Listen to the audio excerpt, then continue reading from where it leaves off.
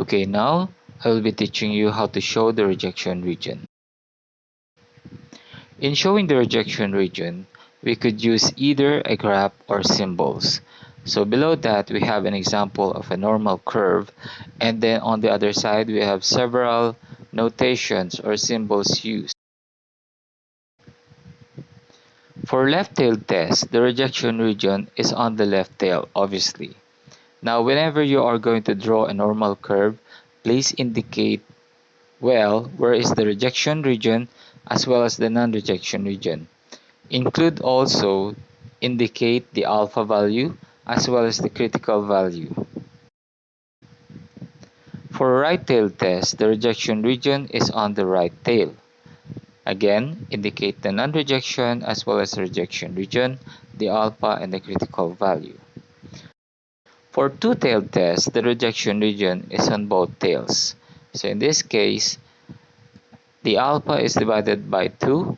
Again, indicate the rejection region as well as the non-rejection region and then the critical values.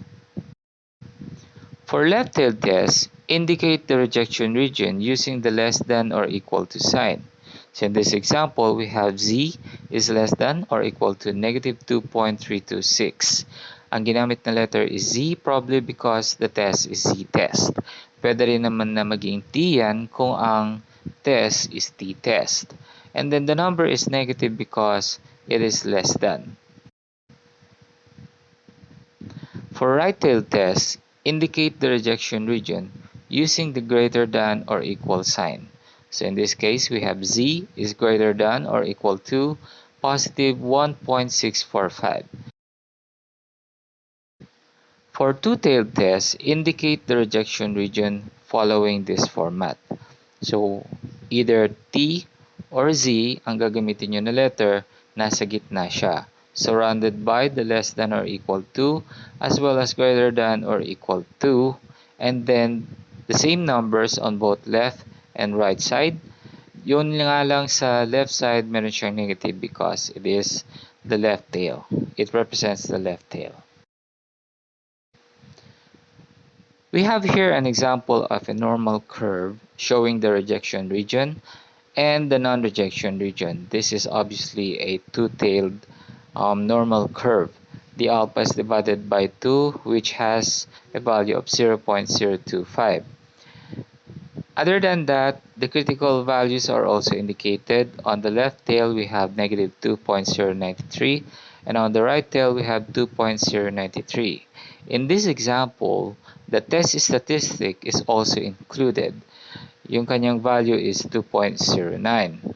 Now, notice that the t-value have not reached the critical value or did not go beyond the critical value, and it is residing on the non-rejection region. In this example, the result of the test statistic t-value is 2.09, which lies within the non-rejection region. If this is the case, then the decision is do not reject the null hypothesis, or sa mas proper na term, fail to reject the null hypothesis. Here we have another example. A survey reports that a customer in the drive-thru lane of one fast food chain spends 8 minutes to wait for his or her order. A sample of 24 customers at the drive-thru lane showed a mean of 7.5 minutes with a standard deviation of 3.2 minutes. Is the waiting time at the drive-thru lane less than that of the survey? Use 0.05 significance level. Remember that you have to determine which part or which information is belonging to the population and which one belongs to the sample. And then I gave you already a technique on how to do that. You have to look for either a randomly selected words or selected words, or in this case, ang ginamit is sample.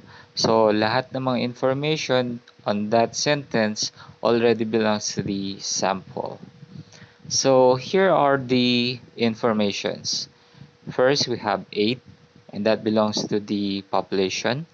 Here we have 24, 7.5, 3.2, and 0.05. Only one information belongs to the population, 3 belongs to the sample. So here are the facts. The population mean is equal to 8. The sample size is 24. The sample mean is equal to 7.5. The sample standard deviation is equal to 3.2. The significance level used is 0.05. Since this statement used the word less than, then this denotes a left-tailed test. So here we have the summary. First, we have the hypothesis. We have the null. Mean is equal to 8. And the alternative hypothesis, we have mean is less than 8. The test is left-tailed. And is the population standard deviation known or unknown? So in this case, it is unknown because it is not indicated in the problem. The level of significance is 0.05. The sample size is equal to 24. And since it is less than 30 and the population standard deviation is unknown, therefore, we're going to use t-test.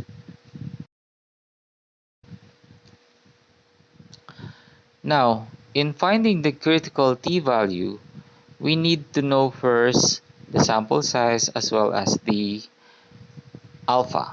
So in this case, we have n is equal to 24. The alpha is 0.05. Obviously, this is left-tailed test. And the first thing we need to do is to find the degrees of freedom. The formula is n minus 1. So 24 minus 1 is equal to 23. What you need to do is to look for 23 under the DF column. So ito siya. And then since this is left-tailed, which means to say this is one tail. So you're going to look at the upper part. And then the alpha is 0.05. Now look for the intersection of the two, which is equal to 1.714. Now remember that it is left-tailed, which is supposed to be a negative value. So t is equal to negative 1.714.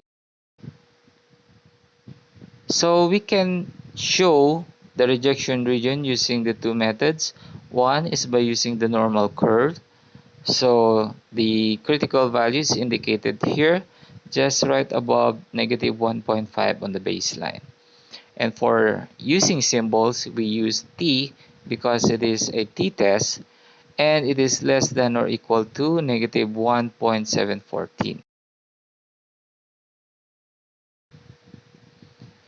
Another example, an avocado producer claims that the mean weight of their avocado is 150 grams, with a standard deviation of 18 grams.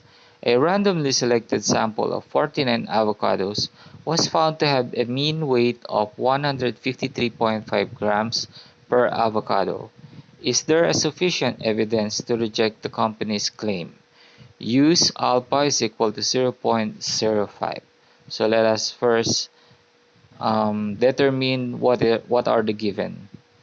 150 is the mean weight of what?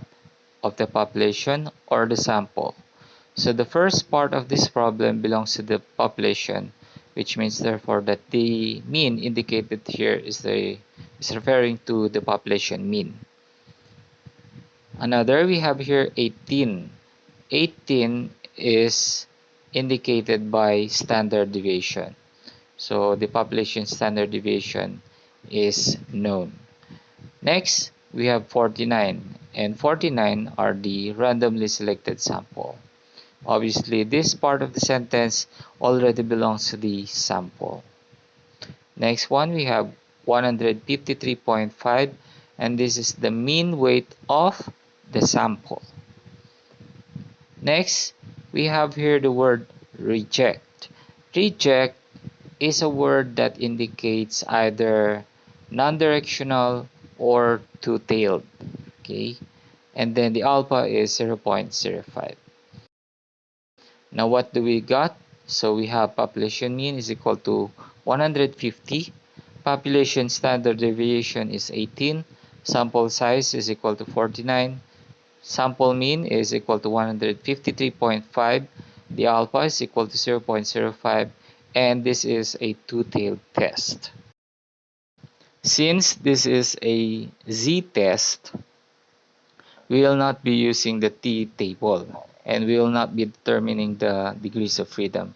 Rather, we're going to use the table which already summarizes all the critical values available depending on the level of significance. So in the table above, the hypothesis test is two-tailed. So the table below shows left-tailed, right-tailed, and two-tailed. That is the test type. Next, the level of significance is 0.05, and if you're going to look at the table below, you have there the alpha is equal to 0.05.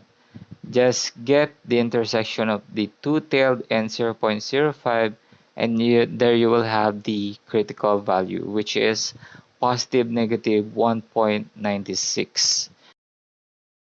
Showing this now using the normal curve and symbols, we have the following. Since this is two-tailed test, both the left tail and the right tail are the rejection regions. And then for the symbols, this is two-tailed test, therefore the letter is on the center part. And then the critical value has both a negative and a positive sign.